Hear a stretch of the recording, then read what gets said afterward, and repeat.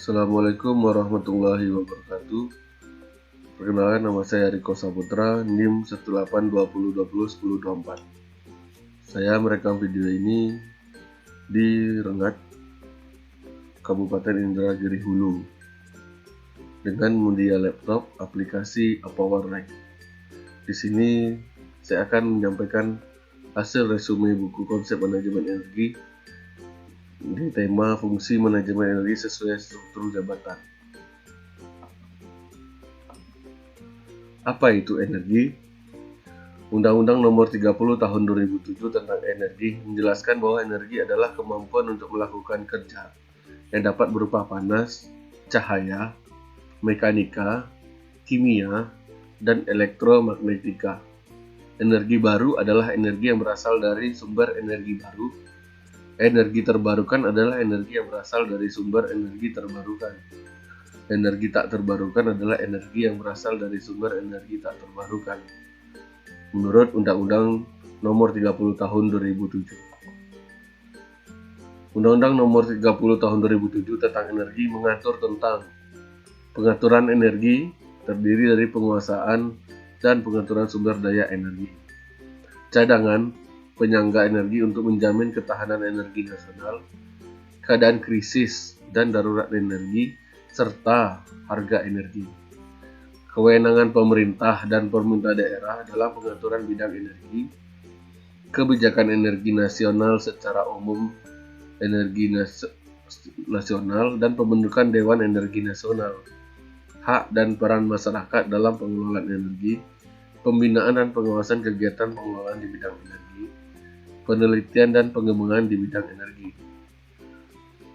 Itu gambaran energi secara umum berdasarkan Undang-Undang Nomor 30 Tahun 2007. Kita lebih mendetail lagi ke dalam buku konsep manajemen energi, tema fungsi manajemen energi sesuai struktur jabatan.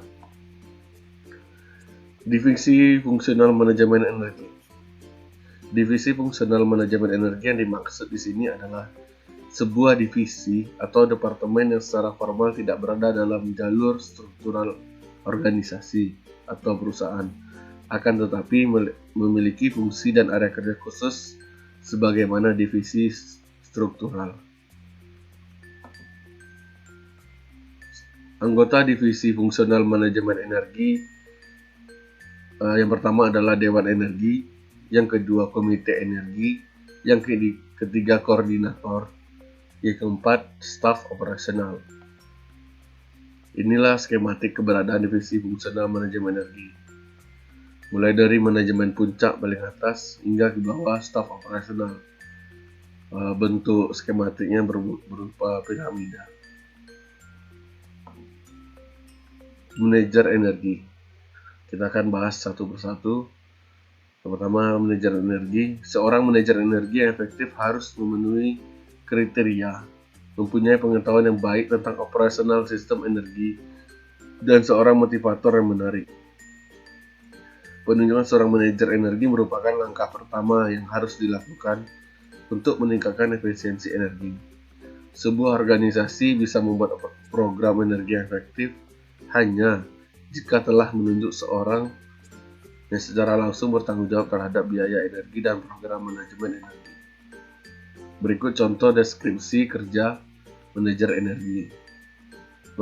Mengawasi dan mengatur penyusunan dan implementasi kebijakan energi, memperkenalkan sistem informasi manajemen tentang konsumsi energi, melaporkan informasi tentang konsumsi energi yang tepat kepada staf yang bertanggung jawab dan manajer senior, mengembangkan kebijakan prosedur pembelian bahan bakar dan membantu negosiasi kontrak, meningkatkan dan menjaga kepedulian energi di seluruh organisasi, memperkenalkan dan menjaga pemeliharaan gedung efektif dan prosedur operasional plant, mengidentifikasi kebutuhan pelatihan untuk pemahaman dan skill yang berhubungan dengan sistem energi, mengidentifikasi peluang untuk meningkatkan efisiensi energi, memformulasikan program investasi dalam rangka pengurangan konsumsi energi, memperkenalkan dan menjaga prosedur untuk mengevaluasi proyek manajemen energi dan memonitor penghematannya. Posisi manajer energi. Manajer energi dapat diposisikan di bagian manapun dalam organisasi, asal dapat mengakses ke seluruh bagian yang lain. Ada beberapa pilihan, bisa di departemen teknis, bisa di departemen personalia, bisa di departemen keuangan, eksekutif manajemen puncak, dan bisa juga di departemen pelayanan manajemen perusahaan. Lanjut kita membahas tentang manajemen senior dan strategis.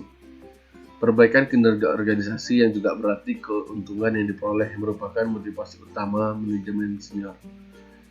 Kinerja yang mereka dinilai dari kemampuan untuk mencapai perbaikan kinerja dan efisiensi energi yang dapat memberikan kontribusi signifikan.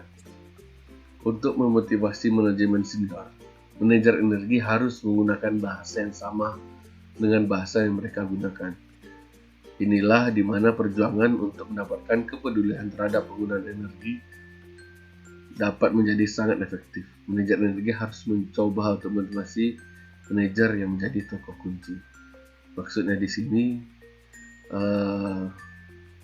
manajer energi harus satu visi dan satu tujuan dengan manajemen senior, sehingga bisa mencapai kinerja perusahaan yang baik dengan satu tujuan dan satu tujuan dan satu bahasa. Selanjutnya, manajemen teknis dan departemental. Menjadi manajer departemen sebagai pendukung manajemen energi yang efektif adalah semudah membuat mereka bertanggung jawab terhadap anggaran energi mereka.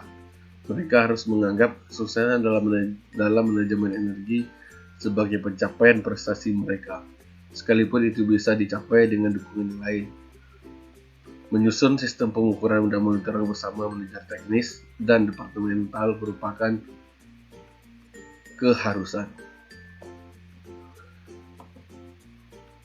Selanjutnya, staf operasional. Staf operasional secara langsung memegang kontrol terhadap segala sesuatu yang berhubungan dengan pabrik, mesin, sampai penyalaan lampu penerangan. Pihak manajemen energi perlu dengan tegas meyakinkan kepada mereka bahwa pengontrolan penggunaan energi merupakan hal yang sangat penting. Pemberdayaan merupakan hal yang penting bagi staf operasional. Manusia selalu lebih baik daripada sistem kontrol teknis apapun dalam mengenali dan berhadapan dengan masalah baru. Staf operasionalnya ujung tombak dari segalanya.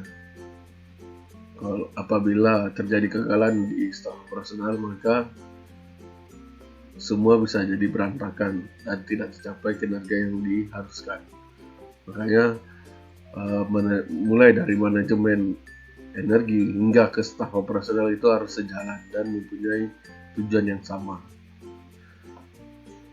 Menutup,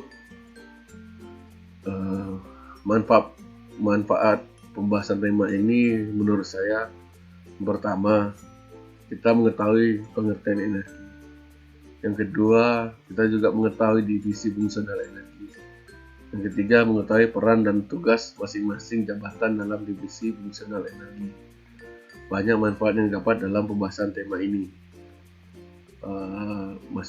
Kita juga tahu peran masing-masing dalam divisi fungsional energi. Mungkin itu saja. Mohon maaf apabila ada kekurangan dan kesalahan dalam pembuatan video ini. Saya akhiri dengan wabillahi taufiq wal hidayah. Assalamualaikum warahmatullahi wabarakatuh.